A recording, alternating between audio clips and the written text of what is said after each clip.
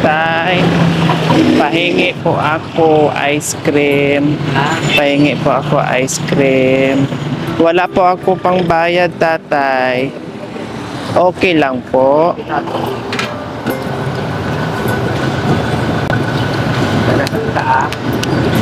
Taga Ordaneta po.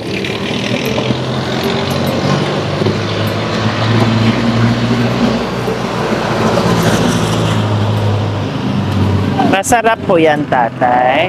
Masarap po yan. Masarap. Anong flavor po? Bilog. Melon. Salamat po. Anong pangalan nyo po, tatay?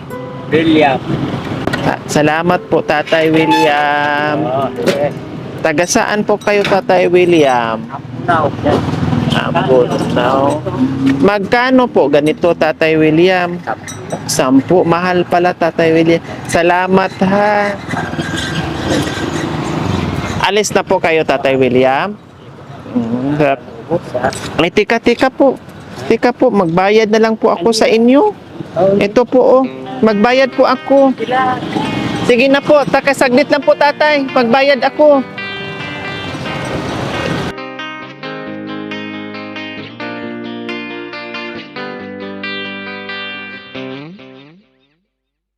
Bayaran ko na lang po, tatay. Bakit hindi po? Wala na po kayong kita. Meron? Marami na po kayong kita? 300? Ibig sabihin, ilibre nyo na po ito sa akin? Bigay nyo na po? O bayaran ko na lang po? Ha? Bayaran ko na lang. O ito po, o bayad ko sa inyo. Ha? Bayad ko po sa inyo. O, bayad, hawakan nyo po. Sige na po. O, okay lang kasi mabait kayo. Kaya nagbigay din ako ng pera kasi binigyan nyo ako ng libre.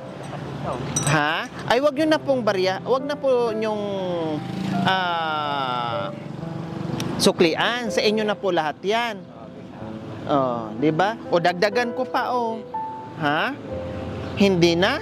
O dagdagan ko pa. Sige, hawakan mo lang. Oh. Oh. Oh, magkano kita nyo ngayon? 300. 300. Oh, dagdagan ko pa, oh.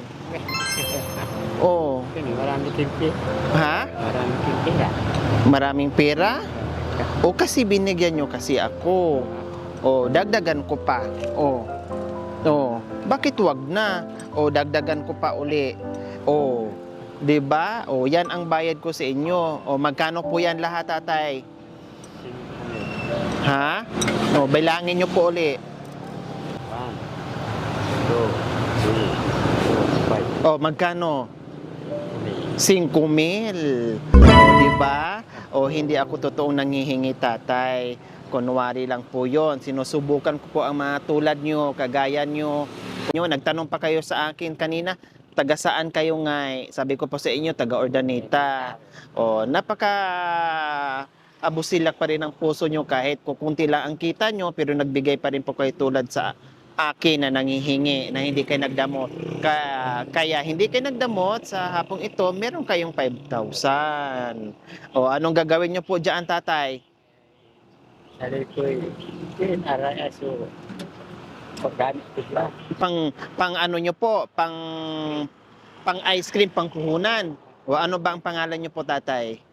Si Tatay William, ilang taon na po kay Tatay William? 69. Ilan po ang anak nyo? 13 ang anak nyo. Ang asawa nyo nasaan? Namatay na. Sino po ang kasama nyo sa bahay?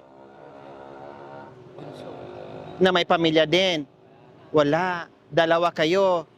Ilang taon nyo na pong ginagawa itong pag-anak buhay na bilang isang ice cream vendor? Ha? 40 years na kayo nagtitinda ng ice cream? Wow, kabisado nyo na pala dito yung paikot-ikot dito sa Kalasyaw.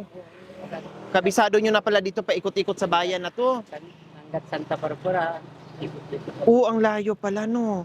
O, mapalad ka ngayon dahil nagkasalubong tayo at hindi kayo nagdamot sa akin, binigyan nyo ako kaagad. Nung lumapit. So, ayan po mga kabayan, isang vendor ice cream, si Tatay William, no. May namili kanina dito. Isa pa.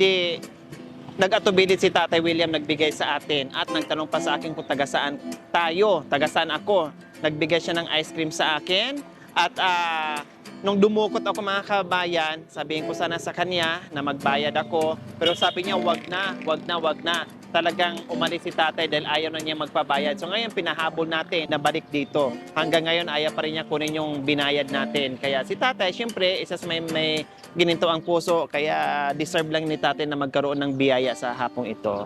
O, di ba Tatay William? Masaya na kay Tatay William sa natanggap nyo. Oo, masaya O, po. ano gagamitin nyo po ulit dyan? Gagamitin po. Saan nyo po gamitin yung pera? Pang puhunan nyo po ng ice cream. Kayo po ba ang nagluluto nito, tatay? Oo, Kayo po nagluluto? O, di ba mahirap po magluto ng ice cream? mahirap. O ilang oras po yun ginagawa? 2 oras po. 2 ka oras o 3 oras? O di ba napakatagal po pala gawin bago mabuo yung ice cream nyo, Tatay William, ano? Okay, sige Tatay William, maraming salamat po. Pagpatuloy nyo lang po yung kabaitan nyo sa kapwa kung sino yung nangangailangan, kahit maliit o kahit ano na pwede nating ibahagi sa mga taong tulad ko, bibigyan natin, no? Ay talagang meron ding gatimpala na darating sa inyo sa kabaitan nyo. No? Kung hindi man material na bagay, siyempre bigyan ka ni Lord ng mahabang buhay at malusog na pangangatawan sa araw-araw para makabenta kayo, para makalako, makapaghanap buhay. No? Oo. Okay, sige. Salamat po, Tatay William. Mag-ingat kayo.